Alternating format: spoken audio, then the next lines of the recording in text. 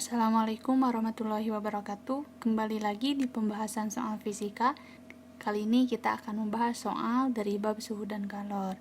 Nah, untuk yang pertama itu berkaitan dengan konversi suhu, di mana yang diketahui di soal adalah termometer X yang telah ditera. Ditera itu ditandai ya, menunjukkan angka negatif 30 derajat pada titik beku air.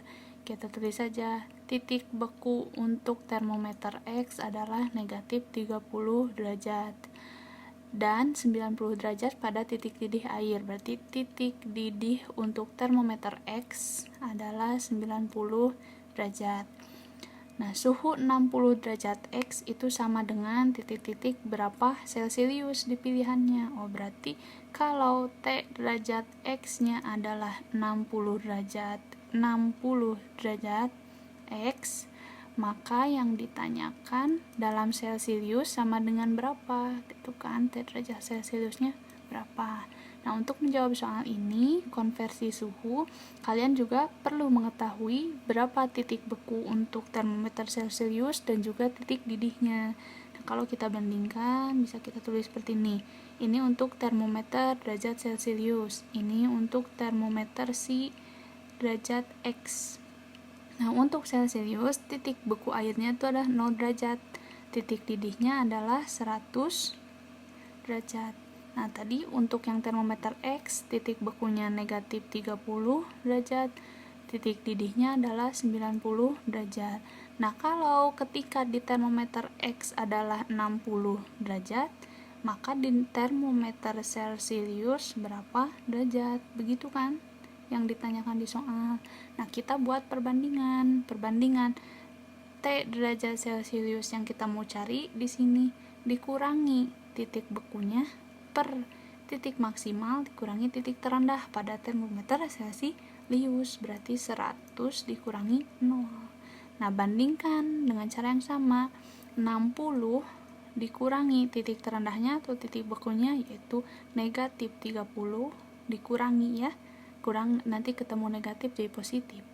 Nah, per angka maksimum pada termometer atau sama dengan titik didihnya yaitu 90 dikurangi titik bekunya negatif 30. Nah, kita selesaikan persamaannya.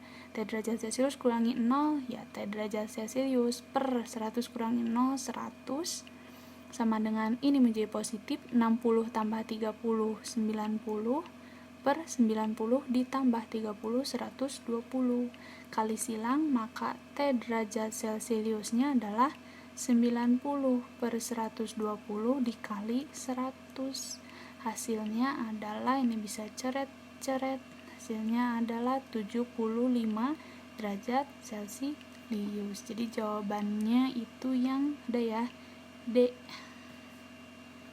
Oke, kita lanjut ke nomor kedua. Soal ini itu membahas tentang pemuaian panjang. Disediakan koefisien muai panjang logam seperti tabel berikut. Jadi ada 4 logam. Ketika temperatur kamar, panjang awal keempat logamnya itu akan sama. Nah, logam yang terpanjang saat dipanaskan adalah logam nomor berapa? Nah, ingat untuk konsep pemuaian panjang, kalian akan dapat melihat perubahan panjang dari logam itu dari hubungan panjang awal logamnya dikali koefisien muai dikali perubahan temperatur. Nah, berarti kalau mau lihat logam mana yang terpanjang, itu otomatis mana yang perubahan panjangnya terbesar. Nah, perubahan panjang ini berbanding lurus dengan perubahan temperatur, banding lurus juga dengan koefisien muai panjang. Bisa kita tulis perubahan panjang berbanding lurus dengan koefisien muai panjang.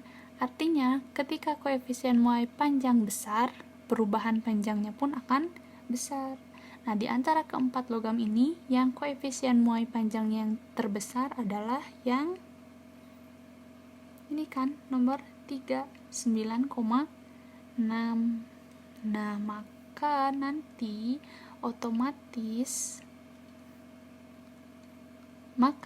otomatis yang logamnya akan menjadi panjang ketika telah dipanaskan itu logam nomor 3. Jadi jawabannya C. Oke, kita lanjut ke soal nomor 3. Soal ini adalah materi mengenai perpindahan kalor. Nah, di mana di sini dua batang logam A dan B dengan ukuran yang sama tetapi jenis logamnya berbeda disambungkan seperti gambar di bawah. Nah, di sini untuk yang logam A suhu ujung kirinya 75 derajat Celcius. Yang B suhu ujung kanannya 0 derajat Celcius. Disambungkan nanti yang panas ini akan merambat, akan berpindah menuju suhu yang lebih dingin sehingga nanti akan tercapai suhu setimbangnya. Nah, yang diketahui di soal, jika koefisien konduksi termal A adalah 2 kali koefisien konduksi termal B, berarti kita tulis Ka itu sama dengan 2 kali Kb. Suhu pada sambungan A dan B-nya berapa? Ditanyakan si T sambungannya berapa. Nah, ini itu perpindahan kalor secara konduksi, di mana kita bisa hitung laju perubahan kalor, laju perpindahan kalor per waktunya untuk yang logam A itu akan sama dengan laju perpindahan kalor untuk yang logam B, di mana laju perpindahan kalornya kita bisa hitung dengan koefisien konduktivitas dikali luas penampangnya dikali perubahan suhu per panjang logamnya. Nah, berarti ini untuk yang A, untuk yang A, untuk yang A, untuk yang A. Nah, kita bandingkan dengan yang B. Berarti Kb dikali luas logam B dikali perubahan suhu B per panjang B. Nah, di sini lihat di soal 2 batang logam A dan B dengan ukuran yang sama. Berarti ukuran itu apa? Luas dan panjangnya itu sama untuk A dan B. Berarti kita bisa coret.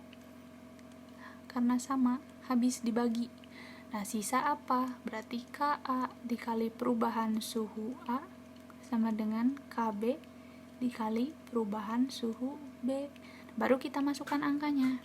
Tadi koefisien konduksi A itu 2 kali Kb. Kita tulis 2 kali Kb sama dengan perubahan suhunya, berarti suhu setimbang suhu yang tinggi dulu 75 dikurangi suhu setimbang sama dengan Kb. Nah, untuk yang TB berarti suhu setimbang dikurangi suhu yang B awal 0. Kita selesaikan, ini habis dibagi, berarti 2 dikali 75 adalah 150 dikurangi 2 suhu setimbang sama dengan T suhu setimbang ya.